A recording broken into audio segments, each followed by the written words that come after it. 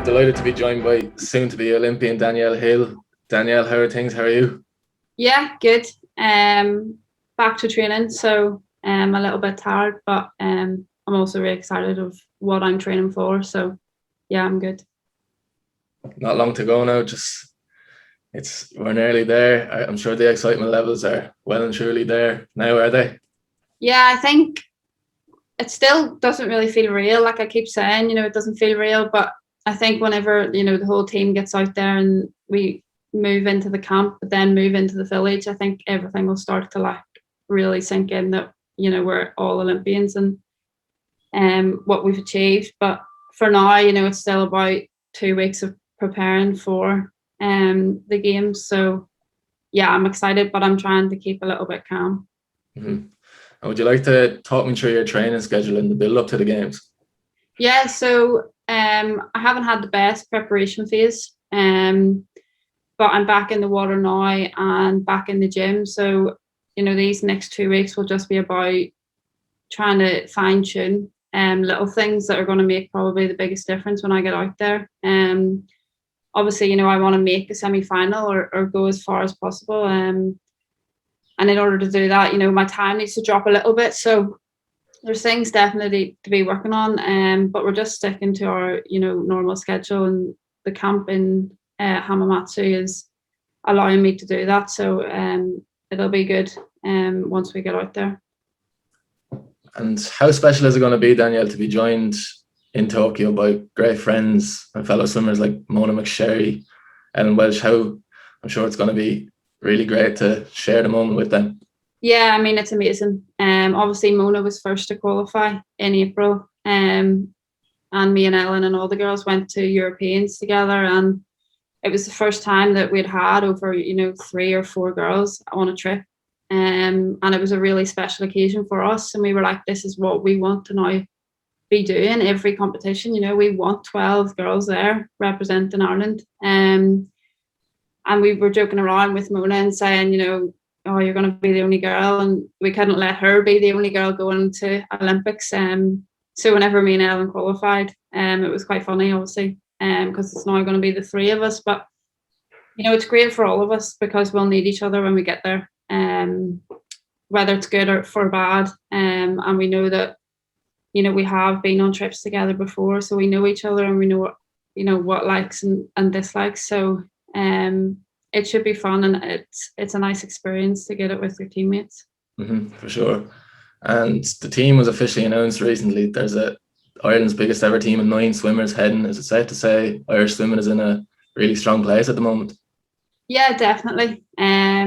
I think this has been building for a few years. The squads that I've been on from around 2016, 2017 is still the same squad that it is today. So I think it was everyone, just getting that perfect swim to put them in this position. And thankfully, everyone did, and everyone stepped up. And, Swim Ireland have obviously are taking the boys relay, which is amazing. And there's few people being left at home, but kudos to those guys, because without those guys, they would never have made that position. So there was some really tough decisions made, but I think the team going away now has a point to prove. And I know those guys are probably going to be swimming on behalf of the guys that are left behind, and us girls will be doing it for the girls who have also, missed out by half seconds or seconds. So no, it's a really exciting time for Swim Ireland, definitely, and for my own club, Larne, like such a small place in Northern Ireland, in Ireland. Mm-hmm. So I'm really proud to be representing them whilst I'm away as well too. Brilliant. And you qualified, Danielle, kind of on your last chance in Dublin. What was it like doing so in such great fashion with your fastest swim ever?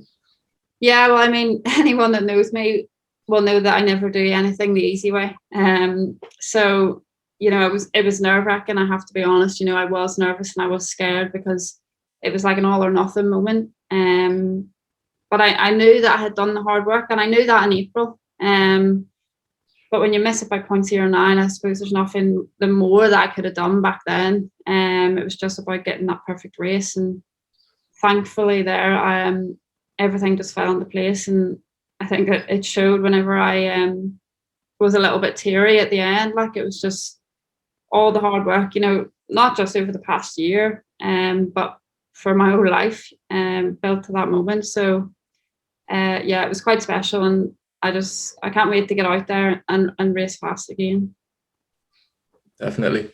And Danielle, you're still so young, at just 22. How will it feel to officially call yourself an Olympian? I'm sure it's going to be special. Yeah. Well, I'm only 21, but 21. a year up in swimming. So right. I'll take the 22. It's insane. But no, yeah, it's crazy. Like, every time someone says you're an Olympian, I kind of like grin, and I'm like, yeah, I know. But it's like, it's still surreal, and until I go there, I won't ever believe it myself. So it's pretty special, but hopefully there'll be more to come, and this is kind of just a stepping stone for those. Mm-hmm. And look, you're no stranger to breaking records. How much confidence does it give you going to Tokyo knowing that you're Ireland's fastest ever female swimmer? Yeah, it's great confidence, and I do have the opportunity to swim the 50 free, and I really want to break that 25 mark for Irish swimming, more than anything. And I think the Olympics would be the perfect place to do it. So I've joked with my coach, that I'm just saving it up for the big occasion. So I can't wait to get out there and just race fast. And I know that if I swim, the same time again or faster, that I'm going to put myself in a really good position and challenge him for those semi-final spots. So I've got to take confidence from the competition previously and just build on this training block. Mm-hmm. And for you personally, are you one to get overly nervous before a race, or are you always fully focused? Not really. Usually quite calm. Like, I've been nervous. Obviously, I was nervous there in June, and the only other time I can never remember being nervous was going for Commonwealth Games, and again, it was a last chance saloon. But both occasions, came out with the time. So I know that, when the pressure's there, I can perform, and I've just got to forget about almost the occasion and just step up and race. And I think that was the main thing that I took away from trials, that I just forgot about everything. I was like, Danielle, get in and swim. You've been doing this your whole life. Just do it. And that's exactly what I done. I think that's the attitude that I'm going to go into Tokyo with. Just get in and race hard and see what happens. Brilliant. And how's the support been from back home? I'm sure everyone's counting the days as much as you are. Oh yeah, the support, anything that I do, the support is incredible. Especially from, the Larne, my teammates. Those guys have been amazing the whole time, and I haven't been able to see them as much, obviously, with COVID, and they haven't been in the water. So everything I was kind of doing was for them. I always had them in the back of my mind.